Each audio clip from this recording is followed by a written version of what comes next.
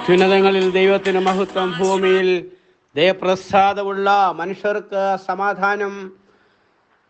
കർത്താവായ യേശുക്രിസ്തുവിൻ്റെ ധന്യമുള്ള നാമത്തിൽ കുമ്മനാട്ടു നിന്ന് എല്ലാവർക്കും സ്നേഹവന്ദനം പറയുമ്പോൾ, അതെ, നിങ്ങൾ അറിയാത്ത ആഹാരം ഭക്ഷിക്കുവാൻ എനിക്കുണ്ട് എന്ന് അരുളി ചെയ്ത യേശു കർത്താവിൻ്റെ നാമത്തിലാണ് ഞാനിവിടെ സംസാരിക്കുന്നത്.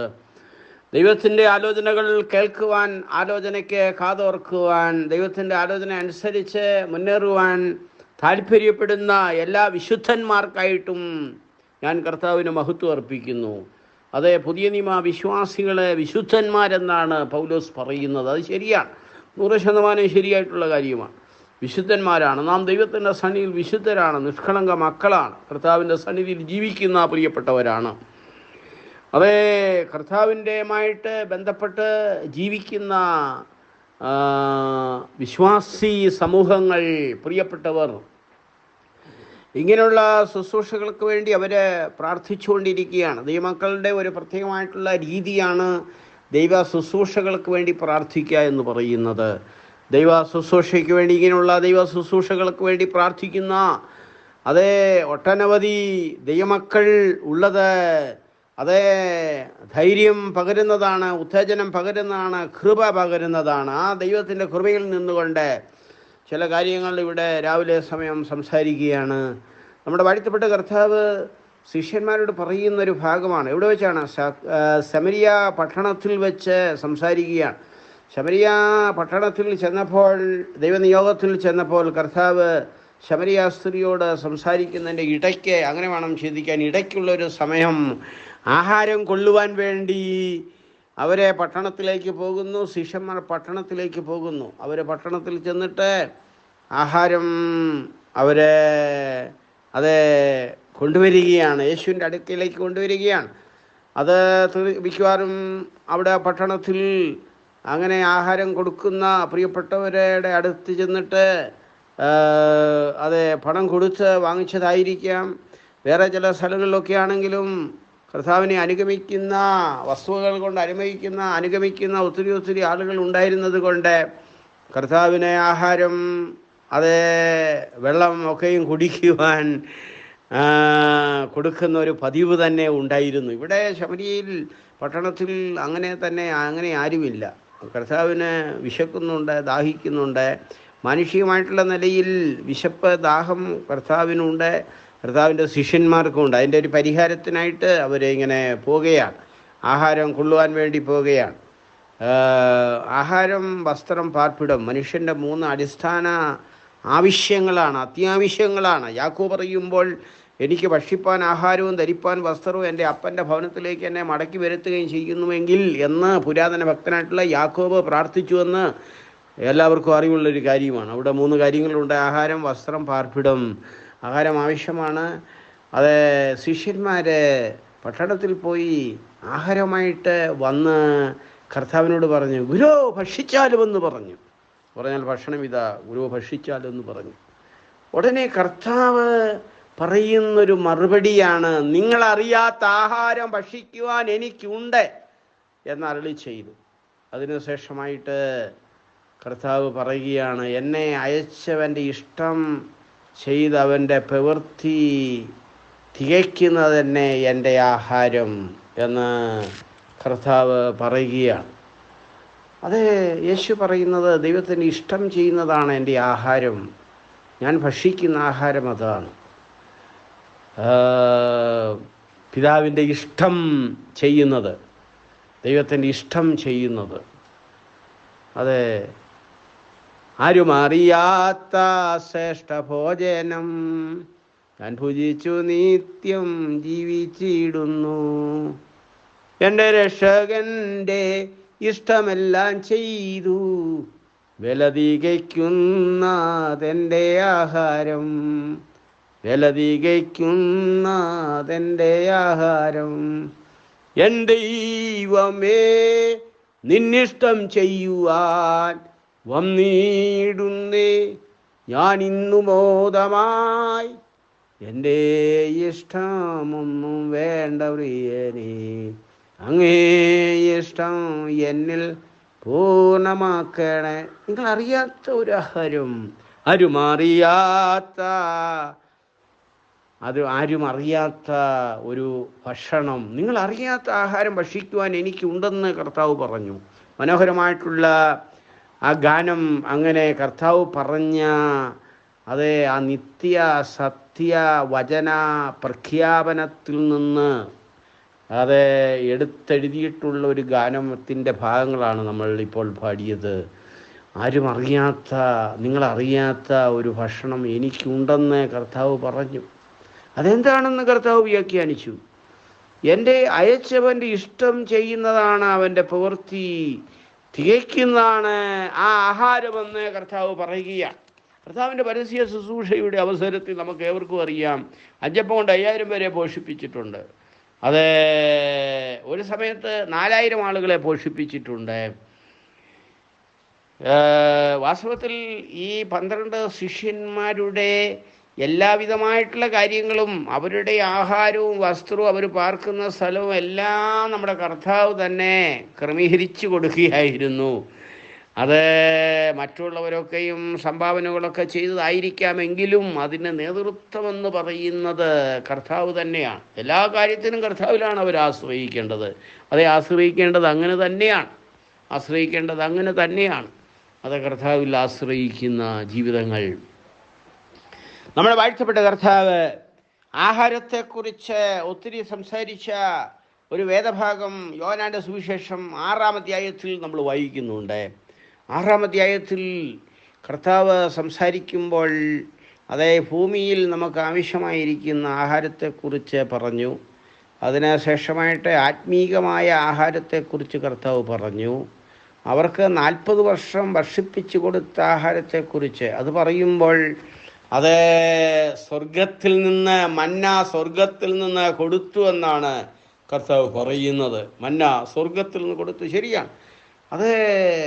ഒരു ഭൂമിയിലുള്ള ഏതെങ്കിലും ധാന്യങ്ങളുടെ ഏതെങ്കിലും കാര്യങ്ങളുടെ ഒരു പ്രോഡക്റ്റ് വസ്തു അല്ല മന്ന എന്ന് പറയുന്നത്. അത് അത്ഭുതങ്ങളിൽ ഒരു അത്ഭുതം തന്നെയായിരുന്നു. മന്ന എന്ന് പറയുന്നത് സ്വർഗീയന്മാരുടെ ഭോജനമെന്നൊക്കെയാണ് പറയുന്നത്. സ്വർഗത്തിൽ നിന്നുള്ള അപ്പമെന്നാണ് പറയുന്നത്. പക്ഷെങ്കിൽ രുചി നോക്കിയാൽ തേൻ ചേർത്ത ദോശ പോലെ രുചിയുള്ളതായിരുന്നു എന്നാണ് ബൈബിളിൽ തിരുവെഴുത്തുകളിൽ അങ്ങനെയൊക്കെയാണ് പറഞ്ഞിരിക്കുന്നത്. മന്നയെക്കുറിച്ച് 40 വർഷം അവർക്ക് മന്ന പഠിച്ചു കൊടുത്തു. അതിനെക്കുറിച്ച് കർത്താവ് എടുത്തൊക്കെയും സംസാരിക്കുന്നുണ്ട്. കർത്താവ് അവരെ സംസാരിച്ചു. ഒരു നിലയിൽ പറഞ്ഞാൽ ഒരു ആത്മീക ഭോജനം, വേറൊരു നിലയിൽ പറഞ്ഞാൽ അക്ഷരീകമായിട്ടുള്ളൊരു ഭോജനം തന്നെയായിരുന്നു മന്ന എന്ന് പറയുന്നത്. കർത്താവ് അതിനെക്കുറിച്ചൊക്കെയും ഇങ്ങനെ സംസാരിക്കുന്നുണ്ട്. ശ്രദ്ധിക്കുക. അങ്ങനെ കർത്താവ് സംസാരിച്ചു വരുമ്പോൾ ശിഷ്യന്മാരൊക്കെ ഇടറിപ്പോയ ഒരു വചനം അതിൻ്റെ കൂട്ടത്തിൽ ക്രിസ്തു ഇങ്ങനെ പറഞ്ഞു. എന്താ പറഞ്ഞത്? വ്യത്യസ്തമായ ഒരു ആഹാരത്തെക്കുറിച്ച് കർത്താവ് പറയുകയാണ്. അത് കേട്ടപ്പോൾ അവർ ഇടറിപ്പോയി എന്നാണ് നമ്മൾ വായിക്കുന്നത്. യഹൂദന്മാർ ഇടറി, ശിഷ്യന്മാരെ പലരും ഇടറിപ്പോയി. എന്താണ്? അവരിതുവരെയും കേട്ടിട്ടില്ലാത്ത ഒരു കുടിയെക്കുറിച്ച്, തിന്നുന്നതിനെക്കുറിച്ച് കർത്താവ് പറയുകയാണ്. യോഹന്നാന്റെ സുവിശേഷം 6-ാം അധ്യായം 54-ാമത്തെ വാക്യം, എൻ്റെ മാംസം തിന്നാതെയും എൻ്റെ രക്തം കുടിക്കാതെയും ഇരുന്നാൽ, അങ്ങനെ എൻ്റെ മാംസം തിന്നുകയും എൻ്റെ രക്തം കുടിക്കുകയും ചെയ്യുന്നവന് നിത്യജീവൻ ഉണ്ടെന്ന് കർത്താവ് പറഞ്ഞു. യോഹന്നാന്റെ സുവിശേഷം 6-ന്റെ 54-ാമത്തെ വാക്യം. അത് ഗ്രഹിക്കുവാൻ അല്പം പ്രയാസമുള്ള ഒരു വചനമാണ് ഇത്. ഈ വചനത്തിൽ പലരും ഇടറിപ്പോയെന്ന് നമ്മൾ വായിക്കുന്നുണ്ട്. കർത്താവ് പറയുകയാണ്. എന്താണ് കർത്താവ് പറയുന്നത്? കർത്താവ് പറയുന്നത് എൻ്റെ മാംസം ഭക്ഷിക്കുകയും എൻ്റെ രക്തം കുടിക്കുകയും ചെയ്യുന്നവന് നിത്യജീവനുണ്ട് എന്ന് കർത്താവ് പറഞ്ഞു. അങ്ങനെ അപ്പോൾ മാംസം തിന്നാതിരിക്കുന്നവർക്ക്, രക്തം കുടിക്കാതിരിക്കുന്നവർക്ക് എന്താ സംഭവിക്കുന്നത്? അവർക്ക് നിത്യജീവനില്ല, പുനരുത്ഥാനത്തിൽ അവർക്ക് പങ്ക് ഉണ്ടാകുകയില്ല എന്നൊക്കെ കർത്താവ് പറയുകയാണ്. കർത്താവിന് മഹത്വം. എന്താണ് പ്രിയമുള്ളവരെ നമ്മൾ ചിന്തിക്കുന്നത്? എന്താണ്? വളരെ ശ്രദ്ധിക്കേണ്ട ഒരു കാര്യം, ഒരു നിത്യപ്രസ്താവന കർത്താവ് നടത്തുകയായിരുന്നു. നിങ്ങൾക്ക് എങ്ങനെ നിത്യജീവൻ ലഭിക്കും? നിങ്ങൾക്ക് നിത്യജീവൻ ലഭിക്കുവാൻ എൻ്റെ മാംസം തിന്നുകയും എൻ്റെ രക്തം കുടിക്കുകയും ചെയ്യുന്നവന് നിത്യജീവനുണ്ടെന്ന് കർത്താവ് പറഞ്ഞു വെച്ചു. അല്പം ഗ്രഹിക്കുവാൻ അല്പം പ്രയാസമുള്ളൊരു കാര്യമാണ്. യേശുവിൻ്റെ മാംസം തിന്നുകയോ യേശുവിൻ്റെ രക്തം കുടിക്കുകയോ എന്നൊക്കെ പറഞ്ഞാൽ അതിൻ്റെ അർത്ഥം എന്താണ്? യേശു ക്രിസ്തുവിൻ്റെ മരണത്തെ ഉൾക്കൊള്ളുവാൻ, കർത്താവിൻ്റെ മരണത്തെ ഉൾക്കൊള്ളുവാനുള്ള ഒരു ആഹ്വാനമാണ് ഈ വചനത്തിലൂടെ നമുക്ക് മുഴങ്ങി കേൾക്കുവാൻ തക്കവണ്ണം ഇവിടെയായിത്തീരുന്നത്. കർത്താവിൻ്റെ ആ മരണത്തോടെ ബന്ധപ്പെടുവാൻ, ആ മരണത്തെ ഉൾക്കൊള്ളുവാൻ, ആ മരണത്തെ, കർത്താവ് മരിച്ചതിനെ ഏറ്റെടുക്കുവാൻ, എനിക്ക് വേണ്ടി ക്രിസ്തു മരിച്ചു എന്ന് വിശ്വസിക്കുവാൻ, അതേ കർത്താവിൻ്റെ മരണം എനിക്ക് വേണ്ടിയാണെന്ന് വിശ്വസിക്കുവാൻ, അശരീരമായിട്ട് യേശുവിൻ്റെ മാംസം നമ്മൾ ഭക്ഷിക്കുന്നില്ല, രക്തം കുടിക്കുന്നില്ല. എന്നാൽ എല്ലാവർക്കും അറിവുള്ളൊരു കാര്യമാണ്, കർത്തമേശ നമ്മൾ ആചരിക്കുന്ന അവസരത്തിൽ വിശുദ്ധന്മാർ കർത്തമേശ ആചരിക്കുമ്പോൾ അതേ കർത്താവ് പറഞ്ഞ കാര്യം പൗലോസ് പറഞ്ഞിരിക്കുന്നതിന് എടുത്തു പറഞ്ഞുകൊണ്ട് ആ ശുശ്രൂഷ സാധാരണ നമ്മൾ നടത്തുന്നത് നമ്മൾ കാണാറുണ്ട്. ഞാൻ കർത്താവ് എന്ന് പ്രാപിക്കുകയും നിങ്ങൾ കേൾപ്പിച്ചു തരികയും ചെയ്തെന്നാൽ കർത്താവായ യേശുവിനെ കാണിച്ചു കൊടുത്ത രാത്രിയിൽ അവൻ അപ്പം എടുത്ത സ്തോത്രം ചൊല്ലി നോക്കി, നിങ്ങൾക്ക് വേണ്ടിയുള്ള ശരീരം എന്ന് പറഞ്ഞു. അവണ്ണം തന്നെ അത്താഴം കഴിഞ്ഞ ശേഷം അവൻ പാനപാത്രം എടുത്ത്, ഈ പാനപാത്രം രക്തത്തിൽ പുതിയ നിയമമാകുന്നു, ഇത് കുടിക്കുമ്പോഴൊക്കെ എൻ്റെ ഓർമ്മയ്ക്കായി ചെയ്യുവിൻ എന്ന് പറഞ്ഞു. അങ്ങനെ നിങ്ങൾ ഈ അപ്പം തിന്നുകയും പാനപാത്രം കുടിക്കുകയും ചെയ്യുമ്പോഴൊക്കെയും കർത്താവിനോട് അവൻ്റെ മരണത്തെ പ്രസ്താവിക്കുന്നു. എന്തുകൊണ്ടാണ്? എന്താണ് ഇവിടെ അർത്ഥമാക്കുന്നത്? എന്താണ്? എൻ്റെ പ്രിയമുള്ളവരെ, കർത്താവിൻ്റെ മരണത്തെ ഓർക്കുന്ന ഇത് പറയുമ്പോൾ ഇതിനോട് ചേർന്ന് ഒന്ന് രണ്ട് കാര്യങ്ങൾ കൂടെ പറയേണ്ടതായിട്ടിരിക്കുന്നു. കർത്താവിൻ്റെ മരണത്തോടെ അനുരൂപപ്പെടുന്ന ശുശ്രൂഷ എന്താണ്? കർത്താവിൻ്റെ മരണത്തോടെ അനുരൂപപ്പെടുന്ന ശുശ്രൂഷ എന്താണ്? ഇപ്പോൾ ഒരു വചനം നിങ്ങളുടെ മുമ്പിൽ തെളിഞ്ഞു വരികയാണ്. കർത്താവിൻ്റെ മരണത്തോടെ അനുരൂപപ്പെടുന്നത് വിശ്വാസ സ്നാനം സ്വീകരിക്കുമ്പോൾ, അതേ കർത്താവ് എനിക്ക് വേണ്ടി മരിച്ചു, അടക്കപ്പെട്ടു, ഉയർത്തെഴുന്നേറ്റു എന്ന് നമ്മൾ വിശ്വസിക്കുമ്പോൾ, അല്ല കർത്താവിൻ്റെ മരണത്തോട് ഏകീഭവിക്കുന്നതാണ് സ്നാനമെന്ന് പറയുന്നത്. കർത്താവിൻ്റെ മരണത്തോടെ ഏകീഭവിക്കുന്ന ഒരു ശുശ്രൂഷയാണ്. കർത്താവിൻ്റെ മരണത്തോടെ, അതേ അടക്കലിനോട്, ഉയർത്തെഴുന്നേൽപ്പിനോട് ഏകീഭവിക്കുകയാണ് സ്നാന കർമ്മത്തിലൂടെ നമ്മൾ ചെയ്യുന്നത്. അത് യേശുവിൻ്റെ മരണത്തോടെ അനുരൂപപ്പെടുന്നതാണ് വിശ്വാസ സ്നാനമെങ്കിൽ, കർത്താവിൻ്റെ മരണത്തെ ഓർക്കുന്നതാണ്, ഓർക്കുന്നതാണ്. കർത്താവിൻ്റെ മേശ എന്ന് പറയുന്നത് ഓർക്കുന്നതാണ്. ഇനി ഞാൻ പറയട്ടെ, കർത്താവിൻ്റെ മരണത്തെ ഉൾക്കൊള്ളുന്നത്, എനിക്ക് വേണ്ടി കർത്താവ് മരിച്ചിരിക്കുന്നു, എനിക്ക് വേണ്ടി കർത്താവ് അടക്കപ്പെട്ടിരിക്കുന്നു, ഉയർത്തെഴുന്നേറ്റിരിക്കുന്നു. അതേ സുവിശേഷം തന്നെ. ദാവീദിൻ്റെ സന്തതിയായി ജനിച്ച് മരിച്ചടക്കപ്പെട്ട് ഉയർത്തെഴുന്നേറ്റിരിക്കുന്ന യേശു ക്രിസ്തുവിനെ ഓർത്തുകൊള്ളുക. അതിനോട് ചേർത്തുള്ള തിരുവെഴുത്തുകൾ കൂടെ ഞാൻ പറഞ്ഞുകൊള്ളട്ടെ. പരിശുദ്ധാത്മാവിനെ അയച്ച വാഗ്ദത്തം നിറവേറ്റിയ, താമസിയാതെ മടങ്ങി വരുന്ന, തൻ്റെ ജനത്തെ ചേർക്കുവാൻ മടക്കി വരുന്ന യേശു ക്രിസ്തുവിൽ വിശ്വസിക്കുക എന്നുള്ള വിശ്വാസത്തിൽ വിധേയപ്പെട്ടു പോകുന്ന വിശുദ്ധന്മാർക്കായിട്ട് ദൈവത്തിന് സ്തോത്രം അർപ്പിക്കുന്നു. യേശു എന്താണ് പറയുന്നത്? യേശു പറയുകയാണ്, എൻ്റെ മാംസം ഭക്ഷിക്കുമ്പോൾ, എൻ്റെ രക്തം കുടിക്കുമ്പോൾ നിങ്ങൾക്ക് നിത്യജീവൻ നിങ്ങൾക്കുണ്ടാകുമെന്ന് പറഞ്ഞു. ഈ ദൂത് സമാപിക്കുമ്പോൾ ഞാൻ ഇങ്ങനെ ഓർപ്പിക്കട്ടെ, അശരീരമായിട്ടുള്ള ആഹാരമുണ്ട്, അത് നമ്മൾ ഭക്ഷിക്കുന്നു.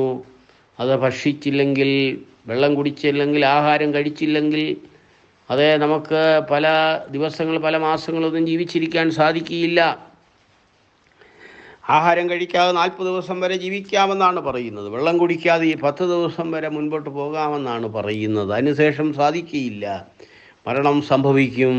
നമ്മുടെ ശരീരത്തിൻ്റെ പോഷണത്തിന് ആഹാരം ആവശ്യമാണെങ്കിൽ, സമീകൃത ആഹാരമെന്നൊക്കെ നമ്മൾ സാധാരണ ഇപ്പോൾ കേൾക്കാറുണ്ട്. അത് ആ ആഹാരം ആവശ്യമാണെങ്കിൽ അത് അത്യാവശ്യമാണ്, ശരീരത്തിന് നിലനിൽപ്പിന് ആവശ്യമാണ്, അത്യാവശ്യമാണ് ആഹാരം. ആത്മീക ജീവിതത്തിന് അതേ കർത്താവ് പറഞ്ഞ ഈ ആഹാരം എന്താണ് ആത്മീക ജീവിതം എന്ന് പറയുമ്പോൾ? എൻ്റെ മാംസം തിന്നുകയും എൻ്റെ രക്തം കുടിക്കുകയും ചെയ്യുന്നവർക്ക് നിത്യജീവനുണ്ട്. കർത്താവിൻ്റെ സന്നിധിയിൽ നിത്യജീവൻ നമുക്ക് ലഭിക്കുന്ന ശ്രേഷ്ഠമായ അനുഭവങ്ങൾക്കായിട്ട് സ്തോത്രം. ഒന്ന് ശാരീരികമായിട്ടുള്ള ആഹാരമാണ്, രണ്ട് ആത്മീകമായിട്ടുള്ള ആഹാരമാണ്. അത് ദൈവവചനമാണ്, യേശുക്രിസ്തുവാണ്, ദൈവത്തിൻ്റെ ദൂതുകളാണ്, ആലോചനകളാണ്. ദൈവത്തിന് സ്തോത്രം. അത് കർത്താവ് തന്നെയാണ്. ആത്മീകമായിട്ടുള്ള ആഹാരം ഭക്ഷിച്ചെങ്കിൽ മാത്രമേ നമുക്ക് നിലനിൽക്കുവാൻ തക്കോണം, നമ്മുടെ ജീവൻ നിലനിർത്തുവാൻ തക്കോണം സാധിക്കുകയുള്ളൂ. ഇത് ഞാൻ പറയുമ്പോൾ നമ്മളുടെ ജീവൻ ഇപ്പോൾ എങ്ങനെയുണ്ട്? സമൃദ്ധമായൊരു ജീവൻ നമുക്കുണ്ടോ? സമൃദ്ധമായൊരു ജീവിതം നയിക്കുവാൻ, ജീവൻ കഴിക്കുവാൻ ദൈവം നമ്മെക്കുറിച്ച് ആഗ്രഹിക്കുന്നു. അത്യുന്നതങ്ങളിൽ ദൈവത്തിന് മഹത്വം, ഭൂമിയിൽ ദൈവപ്രസാദമുള്ള മനുഷ്യർക്ക് സമാധാനം. ഈ വചനങ്ങളാൽ ദൈവം നമ്മെ ധാരാളമായിട്ട് അനുഗ്രഹിക്കുമാറാകട്ടെ. ആമീൻ.